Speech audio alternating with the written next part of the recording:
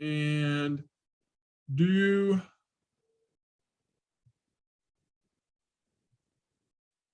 the first part of the lower extremity. All right, the first part of our lower extremity.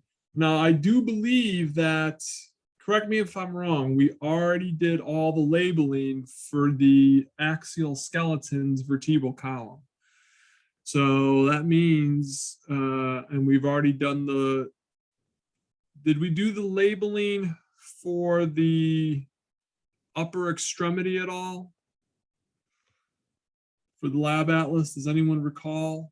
I can't remember off the top of my head. I want to say we have for the bones last time. Bueller. Does anybody remember?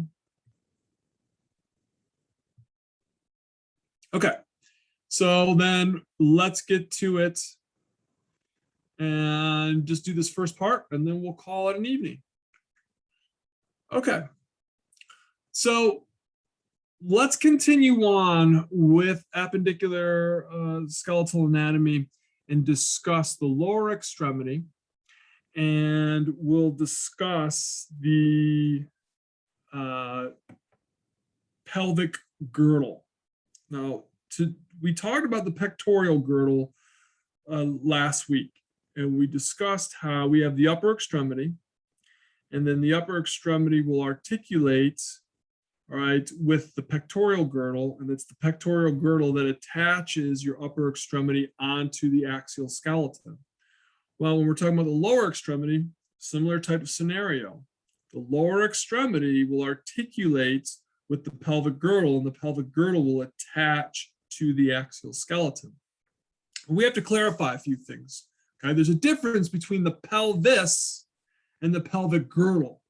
So when we're talking about the pelvis, we are discussing 4 bones, both your hip bones, and then your sacrum and coccyx. So the names of the hip bones, we're going to talk about this in a moment, are the os coxa.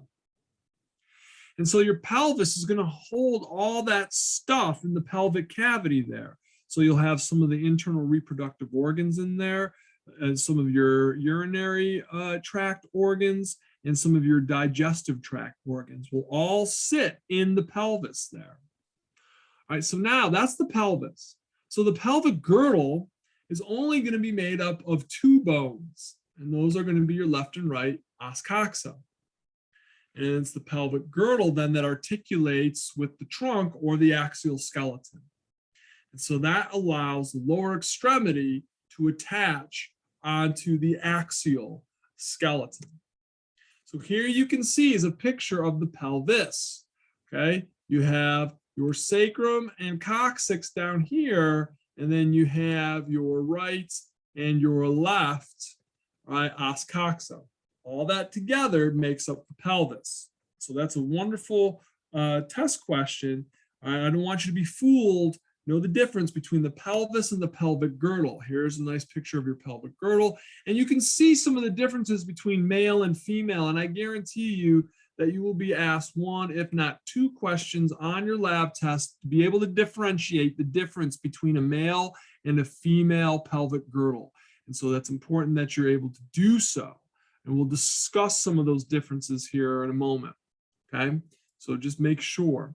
Okay, I just wanted to throw some x-rays up here of the different anatomical structures that we're going to learn, all right, that you can see on the x-rays. I love x-rays. All right, so let's talk about the hip bone, the os coxa. From this point on, I will not refer to it as the hip bone. If I do, all right, you can shame me. I'm going to refer to it as the os coxa or the innominate bone. So your os coxa is actually made up of 3 bones that eventually fuse at one point. And so we're going to discuss these 3 bones, the ilium, the ischium, and the pubis. And so they'll fuse in your early teenage years into one bone. And so these 2 bones, the os coxa, the left and right, will articulate with the sacrum and form what we refer to as the sacroiliac joint. All right, when folks talk about their hip joints, they'll either refer to the sacroiliac joint or the femoral acetabular joint, which we'll talk about here in a moment. So here you can see on our os coxa the three different bones highlighted here. So the ilium is by far the largest. It's the most superior. Then you have your ischium, which is going to be more inferior and posterior to the ilium. And then you have the pubis, sometimes referred to as the pubic bone, which is going to be more anterior and inferior to the ilium. So that'll be more in the front, the ischium will be more on the back, and then the ilium will be more on top. So here you can see, all right, all these bones from the anterior view there. All right, so when we're looking at the os coxa, you're going to notice a couple structures. We're going to start by looking at the lateral side of the os coxa, what you would see on the outside. And it's hard to miss this structure here called the acetabulum. Your joint there, your hip joint there, right, where your femur bone articulates with the os coxa, we call that the femoral acetabular joint. And so it's a ball and socket joint. And so the socket or the cup is the acetabulum. And that's what it is. It's just this big cup-like structure in which the head of the femur, sits inside of it. Also worth noting is that the acetabulum, you'll see all three bones, the ilium, the ischium, and the pubis, they all come together inside of the acetabulum and fuse there. And you'll notice the acetabulum, part of the acetabulum, that cup structure, has a smooth area, and part of it is going to have a roughened area. Well, the smooth area looks like the letter C. We call that the lunate surface. And that's where the femoral head is going to nestle right into that joint socket there. So here you can see in the lateral view, if you can see the acetabulum, all right, the cup, then that's the lateral side of the os coxa. And then you'll notice this smooth area right here, right? That's the lunate surface. That's where the head of the femur is going to just nestle in there. So let's start off with the most superior and largest bone of the os coxa, and that's the ilium. So this will be on the superior portion. Right? It'll make up the upper portion of the acetabulum there. And so you'll notice it's got that wide fan-shaped structure. Now, you don't have to worry about the arcuate lines, all right? But you'll see some of these different structures. But what I will say you should notice is this structure here, the iliac crest. So when you were in middle school and you were taking PE class and your gym teacher said, all right, boys and girls, put your hands on your hips, you were actually putting your hands, or the web of your hands, on your iliac crest. That's that top or superior portion of the ilium there. So if you follow your iliac crest as far forward as you can towards the anterior portion of your hip, where it ends, we call that the anterior superior iliac spine. And then if you follow it all the way back to the back portion of the ilium, then you'll come to the posterior, that's not the right one. You'll come to the posterior superior iliac spine. So if you put your hands on your back and you feel two bones sitting on either side of your spine and your low back, when you press on that, which I am doing now, all right, that is the posterior superior iliac spine. So that's where the iliac crest terminates in the back. Okay, where it terminates in the front is called the anterior superior iliac spine. All right, we'll also see, all right, on the medial side, or you could say the inside of the ilium, you have this nice smooth area here, beautifully smooth area, and that's called the iliac fossa. And there's a muscle that we'll learn later on that sits in there. Okay, and then on the side, all right, or I don't want to call it the medial side, but on this one area on the, well, yeah, the medial side, how do I want to say it, where it kind of curves backwards, right? you're going to have an auricular surface. We saw an auricular surface on the sacrum. Remember where the sacrum articulated with the os coxa? Okay, well, you also have an auricular surface on the ilium. And that's where the ilium articulates with the sacrum to form the sacroiliac joints. And so here are some of those structures I was telling you about. So you can see highlighted here in our top left, this is our iliac crest. So just to review, here's the ilium. Okay, and that superior portion of the ilium, this whole thing is the iliac crest.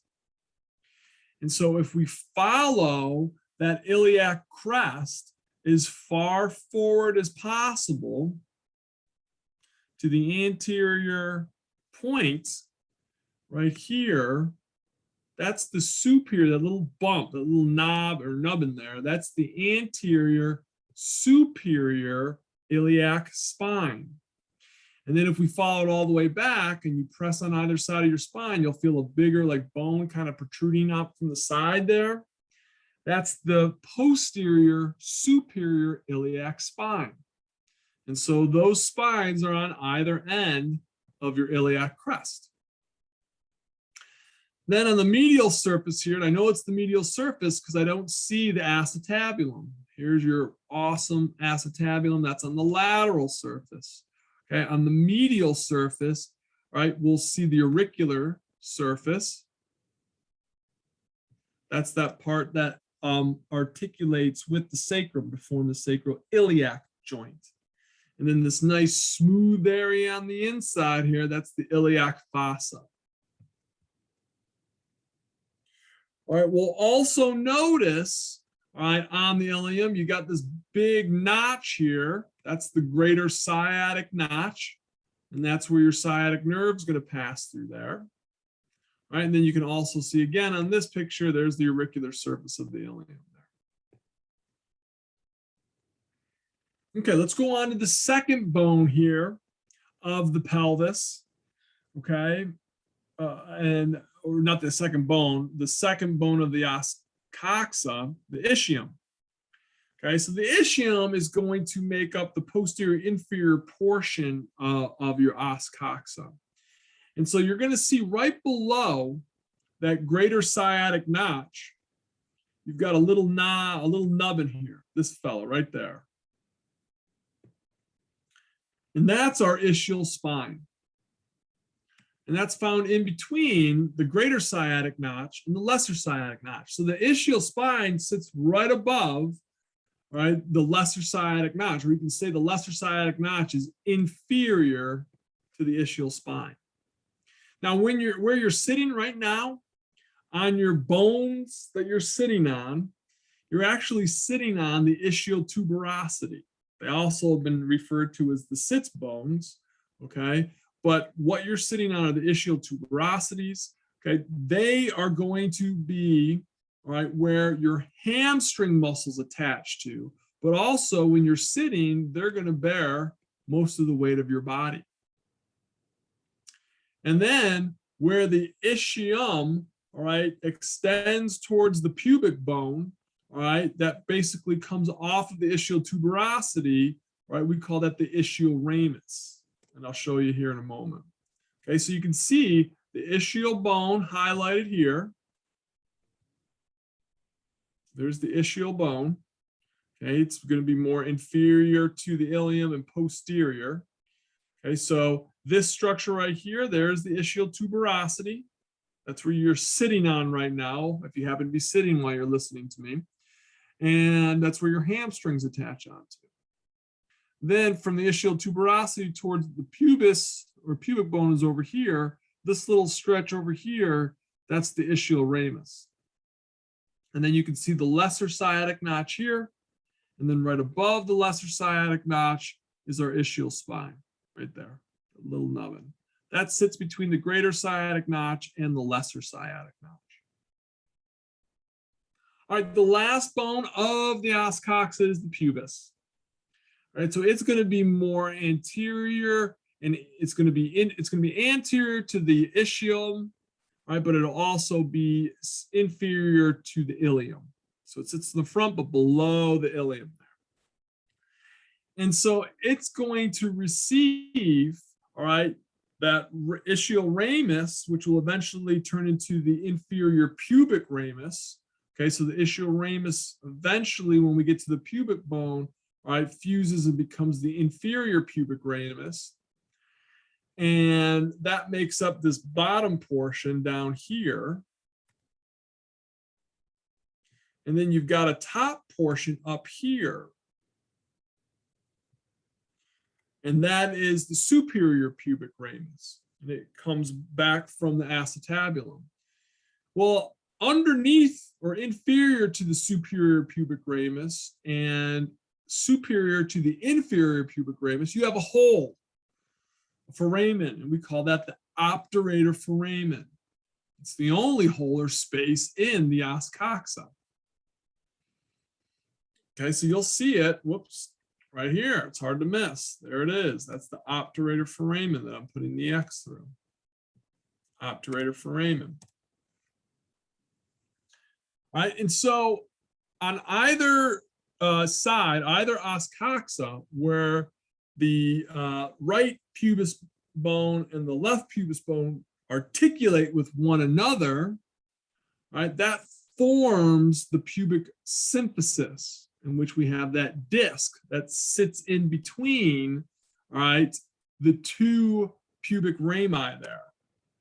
So you can kind of see, all right, the symphyseal surface here, that's where the right and left pubic bones will come together and articulate with one another in the front.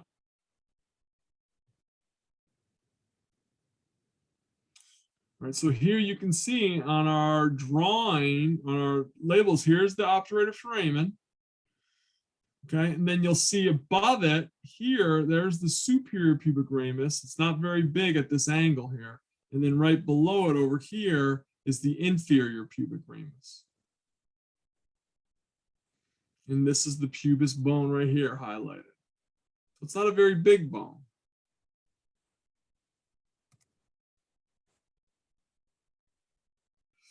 So the three bones that fuse to form the os coxa, the ilium, the ischium, and the pubic bones. All three of those will make up the os coxa.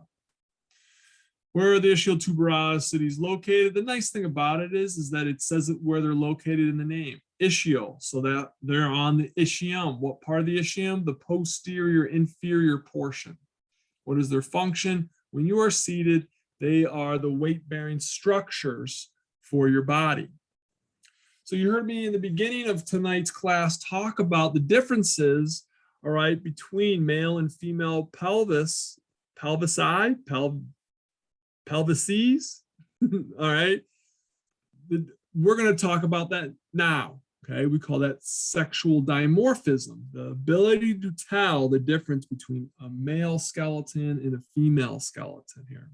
So when we're talking about the differences between these, the two male and female pelvises, right? Think of the female pelvis having to do with childbirth, right, and pregnancy. So we have got to construct a pelvis that is going to be able to do both of those and handle both of those not processes, but both of those conditions appropriately. So when we're dealing with the female pelvis, we're going to see a pelvis which is wider. Well, that makes sense.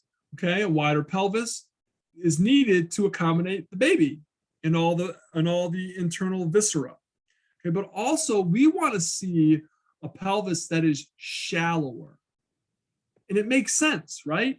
Would you rather have a pelvis that was 10 inches deep or a pelvis that's 6 inches deep when you have to push a baby, all right, natural childbirth with a vaginal delivery? Would you rather push that baby out 10 inches or 6 inches? I think that answer is quite obvious. Okay, so we'll see that with the female pelvis, right? The pelvis will be shallower, but also you'll have a wider pelvis. And so you'll notice, all right, the ilium there, on the female pelvis is going to flare laterally. They're going to just flare out there, right? So you'll see it, you'll notice a couple things, all right? A wider, greater sciatic notch in the female, and because the ilium flare more laterally, right, we'll see the acetabulum, right? They'll project laterally, so you'll have those hips moving out more laterally. All right, a couple other things. We said that the sacrum, remember, we want a shorter birth canal, so the sacrum is going to be shorter, also wider, giving us a wider pelvis. All right, we'll also notice, right, when we're talking about that, the angles there, you may have noticed between these two, well, I don't want to go all the way back. Forget it. Where am I? All right, you'll notice here, look at the angle there and the angle here. Okay, you'll notice the male angle, this is called the subpubic angle, is smaller, whereas the female angle is much wider. Right? That's one of the easiest. I think that is one of the easiest things when you're looking at a male pelvis and a female pelvis. That's one of the first places I look. I mean, a male pelvis is almost going to look like a V, whereas the female pelvis is going to be nice and wide like that. Right? And you can see the difference between the male pelvis on the left here and the female pelvis on the right. Look at the flaring there, all right, of the ilium. Way bigger on females than it is for males. Okay, so that subpubic angle, all right, in women is going to be wider, and it's going to have more of that C-shaped curvature, that convexity going on there, where we won't see that as much in the male pelvis. All right, how do male and female pelvises or pelvises differ with respect to shape of the pubis? Subpubic angle, greater sciatic notch, and overall shape of the pelvis. In females, the pubis is longer and almost rectangular. The subpubic angle is wider and more convex. Greater sciatic notch is wider, and the pelvis is shallower and wider. All right, like I said today, I just want to begin the lower extremity here. So what we're going to do is just talk about the thigh today. Okay, and then we'll be done. So similar to the upper extremity, the lower extremity, all right, has a couple different areas that we need to make sure we are using the correct terminology. Now, when we learned about the upper extremity, we learned that our arm or the brachium was going to be found between the shoulder and the elbow. The antebrachium or the forearm was between the hand and the elbow, and then the hand was the hand, okay? Well, when we're talking about the lower extremity, we're going to use the proper nomenclature also. So that area of your lower extremity between your hip and your knee is the thigh. Okay, your leg, all right, a lot of people will say their leg, and that will refer to their entire lower extremity, but now we're not going to be doing that. So the leg is going to be found between the knee and the ankle, and the foot is the foot. So there's some similarities between the upper and lower extremity. Okay, we only have one bone that comes off of the girdle in the pectoral girdle, that's the humerus, and that's in your arm. Well, similarly in the lower extremity, we have one bone that comes off the pelvic girdle, and that's the femur. Then on our leg, you have a tibia and a fibula. You have two bones, and we saw something similar to that in the upper extremity in the forearm with the radius and the ulna. In the upper extremity, you had 8 carpal bones. Well, in the lower extremity, you only have 7 tarsal bones. But the rest is similar. 5 metatarsal bones, you have 5 metacarpal bones in the upper extremity. 14 phalanges in the lower extremity, you also have 14 phalanges in the upper extremity. Okay, and so we saw that the thumb only had 2 phalanges and the rest of the fingers had 3 each. Well, in your foot, your big toe has 2 phalanges and the rest of your toes have 3 each. So we'll go through that.